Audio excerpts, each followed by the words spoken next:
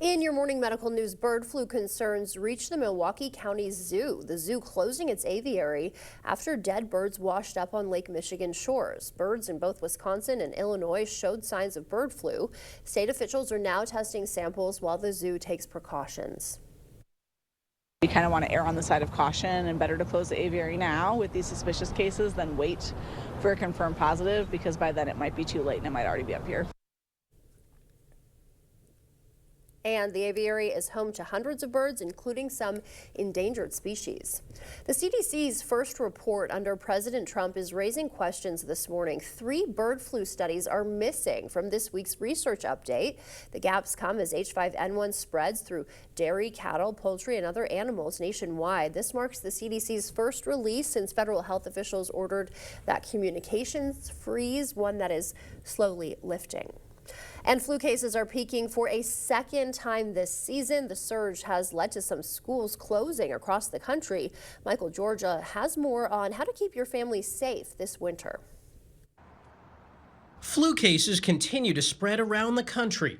Elizabeth McGuire's 7th grader is one of them. I could see the waiting room was completely full when I went in there. Earlier this week, Bullitt County, Kentucky schools had such a high number of student and staff illnesses, they closed for 3 days so crews could sanitize and deep clean the buildings.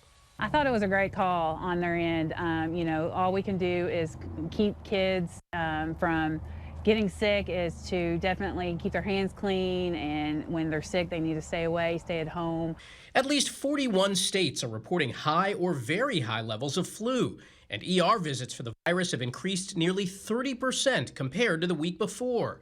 250,000 hospitalizations are reported to date, and more than 11,000 deaths. These cases are staggering, but they're not unlike numbers we saw pre-pandemic. We got a little bit spoiled after the pandemic because of precautions that people were taking, and what that resulted in is a little bit of an immunity gap, where society as a whole is less immune. We have slightly lower vaccination rates, and so our defenses are slightly down. Dr. Rabia De La Torre with NYU Langone Health reminds us that antiviral medications are available, which when given within 1 to 2 days of symptoms can shorten the duration of illness. We tend to recommend it for people who are high risk, immunocompromised, very young children, pregnant women, people who have severe comorbidities like heart disease or diabetes. And even in February, doctors say as long as the flu virus is circulating, anyone who's eligible should get vaccinated if they haven't already. And Gunderson Health System unveiling its Bigger, Better Women's Clinic. The OBGYN department has a new home on the 5th floor. Growing demand pushed them to expand, adding 6 ultrasound rooms and 8 exam rooms to the space. They've just really enjoyed the new bright space. It's a lot more aesthetically calming because obviously going to your gynecology appointment isn't always the most fun.